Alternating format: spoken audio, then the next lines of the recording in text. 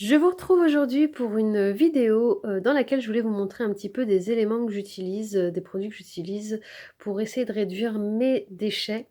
Je suis très, très, très loin d'être au zéro déchet, vraiment comparé à d'autres personnes, mais je fais mon petit colibri, donc je fais mon petit bonhomme de chemin et j'essaye de réduire, les déchets sur les postes sur lesquels je peux le faire et au fur et à mesure du temps que le temps passe, j'essaye de réduire sur des nouveaux postes et du coup, je vais vous montrer un petit peu, moi, les éléments, qui me semblent être, importants de réduire en termes de déchets. Et n'hésitez pas à me dire en commentaire, vous, quelles sont les alternatives aux déchets que vous avez trouvées, si ça peut me donner des idées et donner des idées aux autres. Heu et du coup, je vous mettrai également, si je trouve des liens des différents produits que je vous présente, en barre de description si ça vous intéresse. Alors, j'ai mis un petit peu dans tous les sens, je vais vous présenter ça, pas forcément dans un ordre précis.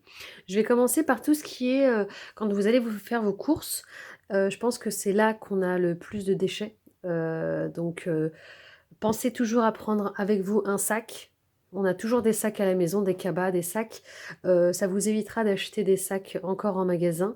Soit vous les laissez dans la voiture, soit vous les mettez en évidence devant la porte le jour des courses. Mais en tout cas, pensez toujours, l'idéal c'est d'avoir un petit sac en toile pour les petites courses rapides, voilà, sur le chemin. Mais si c'est des grosses courses, vous avez des gros sacs cabas qui sont très très bien, qui sont réutilisables quasiment à vie. Et du coup, vraiment, si je peux vous donner un conseil pour vous éviter d'acheter des sacs en magasin à chaque fois et vous retrouver avec 10 000 sacs à la maison, prenez toujours votre sac avec vous, votre cabas ou votre petit sac comme ça. Ça prend pas beaucoup de place dans un sac à main. Vous mettez ça dans votre sac à main et comme ça, vous pouvez mettre votre baguette, enfin les petites choses que vous avez achetées rapidement en chemin, par exemple. Sachez aussi qu'il y a des magasins, moi je sais que Leclerc, quand vous avez accumulé plusieurs sacs, moi mon Leclerc les récupère et me rembourse. Soit, j'ai de l'argent, soit ils me les mettent sur ma carte. Donc, voilà, si vous avez des sacs, ne les jetez pas. Si vous voulez vous mettre à des cabas ou ce genre de choses, voyez si vous pouvez vous les faire, recycler. Ensuite, pour rester dans les achats en magasin, hem, là, je vous montre des sacs pour le vrac. Donc, par exemple, si vous allez en magasin, au lieu d'acheter, par exemple, des pistaches en sachet, plastique que vous trouvez dans les rayons et que vous avez maintenant de plus en plus de libre service en vrac, vous avez ces petits sacs. Je vous mettrai un lien éventuellement si je trouve. Vous avez ces petits sachets en toile dans lesquels vous pouvez mettre tout simplement les pistaches, les cacahuètes, les noix de cajou, tous les produits secs, les pâtes également, voilà. Vous mettez ça là-dedans, vous refermez, vous mettez l'étiquette dessus, ça passe très, très bien en caisse, il y a vraiment pas de souci tant que l'étiquette est dessus.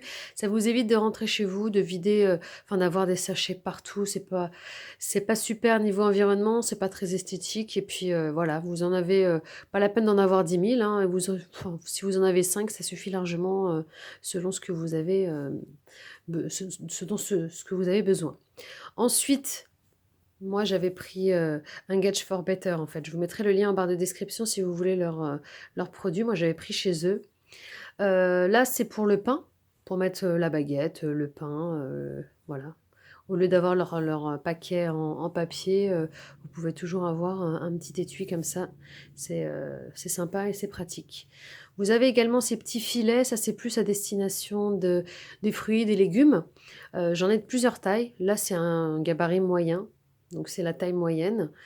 Donc c'est, voilà, taille S, vous avez taille L, vous avez taille, XS, je crois. Enfin, vous avez plusieurs tailles.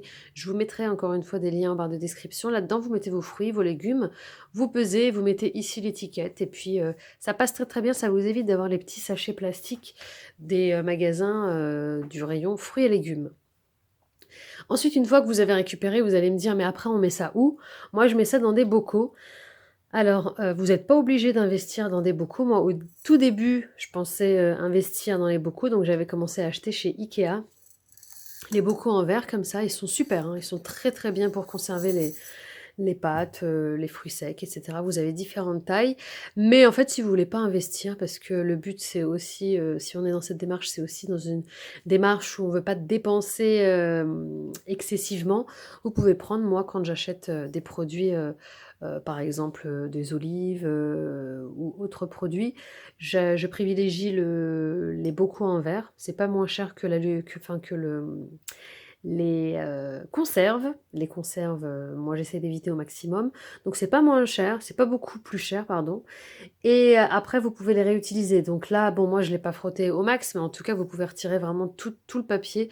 L'astuce c'est, bah, au lave-vaisselle, ça retire bien le papier, du coup il se décolle facilement. Après on peut le récupérer le papier bien entendu.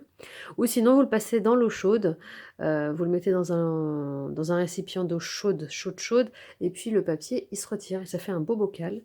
On m'avait parlé d'une astuce pour que tous les couvercles se ressemblent en bombant les couvercles de tous de la même couleur. Moi, je le ferai pas parce que je sais pas trop les produits, qui sont dans les bombes, mais voilà, sinon c'est une astuce que vous pouvez avoir.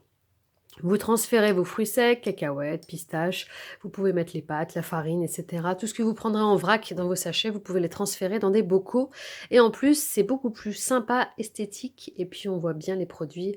Du coup, ça vous permet de savoir ce que vous avez dans votre garde-manger. Je continue, pour remplacer le sopalin. Moi, je me souviens qu'à l'époque, quand j'étais petite, le sopalin, ça c'était pas aussi répandu que maintenant. C'est, une catastrophe le sopalin, donc moi, j'en utilise beaucoup, encore beaucoup, beaucoup, mais à l'époque, on utilisait juste un torchon comme ça pour s'essuyer et ça faisait très, très bien l'affaire, donc je pense que c'est l'une des seules alternatives. Je sais qu'il y a beaucoup de personnes, qui, fabriquent des, rouleaux de sopalin en papier, en tissu pardon, mais soit vous avez ça, soit vous avez, les traditionnels torchons. Chacun son torchon, vous mettez ça, 1 ou 2 fois, enfin 1 jour sur 2 à la machine et puis voilà, c'est réglé. Quand vous faites un pique-nique, quand vous sortez, quand vous faites votre gamelle, au lieu de prendre des boîtes en plastique ou alors, des boîtes qui se jettent, même quand vous allez, je sais pas, au restaurant ou quelque part en vente à emporter, vous pouvez prendre votre petite boîte, votre, bocal en verre. Ça, c'est vient de chez IKEA. Donc ça remplace pas mal, de d'articles en plastique ou même en carton, pour les pique-niques. Donc ça peut faire l'affaire. Vous avez différentes tailles également et très sincèrement, ça peut, valoir le coup d'investir sur, 2-3 boîtes comme ça pour les beaux jours, pour les pique-niques ou pour vous, pour votre gamelle. C'est beaucoup mieux que le plastique en tout cas. Voilà, ensuite j'ai sorti, bon, c'est le déodorant, c'est un Pierre d'Alain. Alors pourquoi je le mets dans ma vidéo zéro déchet? Tout simplement parce qu'il faut savoir qu'une Pierre d'Alain comme celle-là, donc c'est sain pour la santé et en plus, ça dure super longtemps et du coup, je la mets dans cette vidéo tout simplement parce que ça vous permet enfin, ça vous évite d'acheter des déodorants, tous les mois ou voilà, ça peut vraiment durer très, très, très longtemps. Moi, ce que je fais, c'est que je mets, 1 goutte d'huile essentielle ici de mandarine et j'utilise. Donc à la fois, enfin, j'humidifie d'abord la pierre. Ensuite, je mets 1 goutte d'huile essentielle de mandarine. Ensuite, je l'utilise. Donc, j'ai à la fois comment dire? L'intérêt du déodorant, mais aussi, on va dire que ça parfume un petit peu, ça permet d'avoir une odeur assez sympa. Mais les huiles essentielles sont à utiliser, bien entendu, avec précaution. Tout le monde ne peut pas les utiliser, il faut vraiment vous renseigner, donc bien faire attention. Alors, j'ai le tissu ici pour les lunettes, tout simplement pour vous éviter tout simplement d'utiliser alors là, je l'ai eu gratuitement lorsqu'on a fait des lunettes, mais de préférence vraiment enfin, ça m'a l'air, assez bête comme conseil à donner, mais utilisez plutôt les petits chiffons qu'on vous fournit avec. Vous les lavez, vous les utilisez au lieu d'utiliser et de racheter des lingettes comme ça, enfin ça sert strictement à rien. C'est du plastique, c'est du papier pour rien, alors que ça fait l'affaire, quoi. Voilà, ensuite, que ce soit en allant, au boulot, pour votre gamelle, pour un pique-nique, pour les enfants, évitez d'acheter des, bouteilles en plastique en magasin. Vous achetez une bouteille en acier inoxydable comme celle-là. Celle-là vient de chez Lidl, vous en avez, différentes marques. J'avais acheté, Clean Cantine également il y a quelques années, qui sont très, très bien également. Ça vous évite d'acheter des bouteilles en plastique qu'il faudra jeter de toute façon après.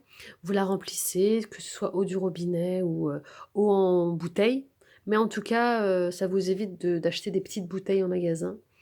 C'est largement suffisant et c'est beaucoup plus sain pour la santé. Donc l'acier inoxydable que le plastique. Voilà.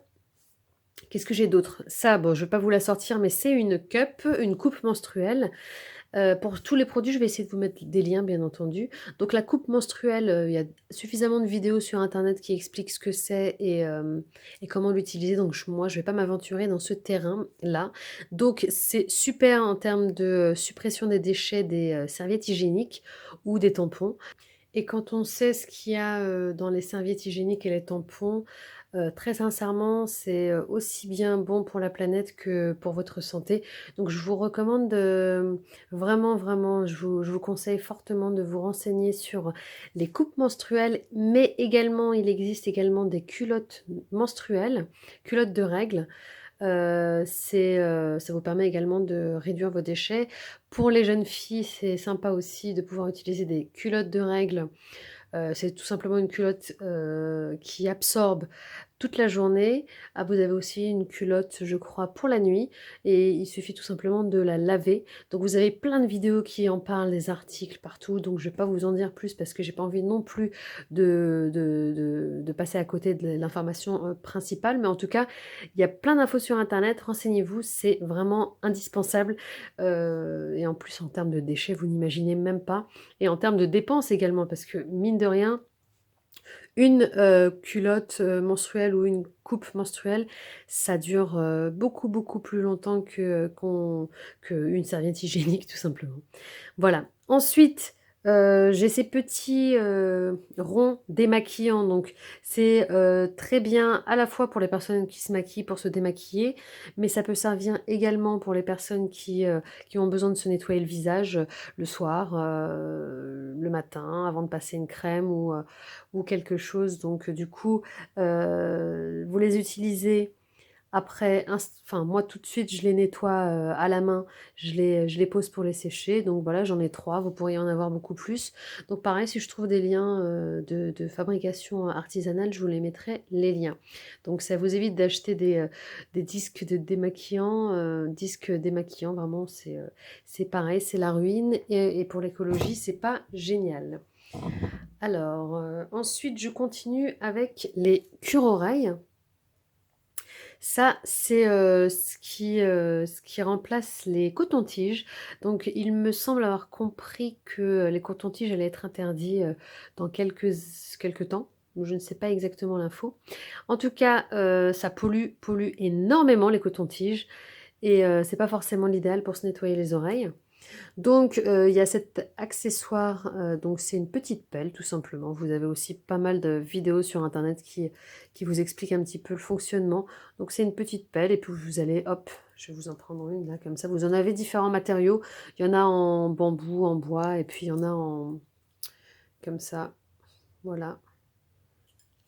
Donc j'ai pris les 2 formats, mais voilà, c'est un petit peu la même chose. Donc en fait, c'est une pelle, vous allez, tout simplement en faisant attention bien entendu, surtout avec les enfants, vous allez récupérer, tout simplement ce qu'il y a à récupérer.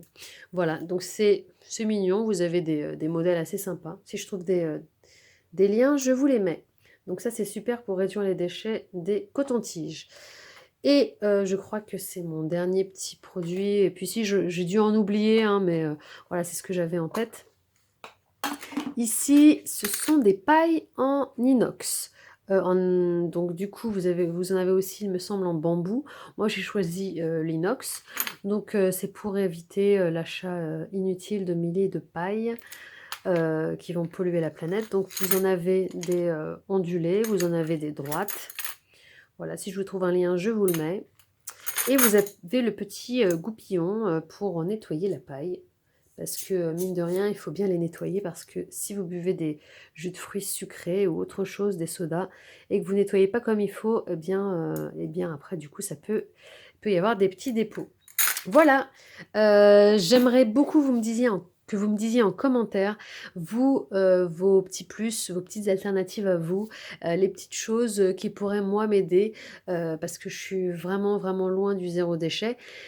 C'est un objectif, mais on y va tout doux parce que c'est pas forcément évident de bousculer ses habitudes. Pour tout, il faut y aller tout doucement parce que, si on y va radicalement, comme tout, à un moment donné, très souvent, on laisse tomber.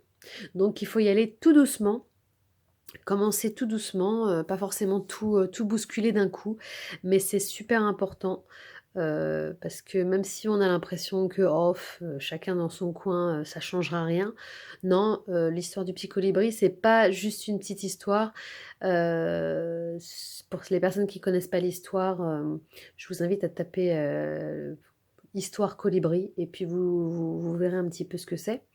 Mais chacun fait sa part. C'est ce que j'ai envie de dire là, c'est que chacun doit faire un petit peu sa part, parce que c'est pas en pensant, que, nos petits efforts ne servent à rien que les choses changeront.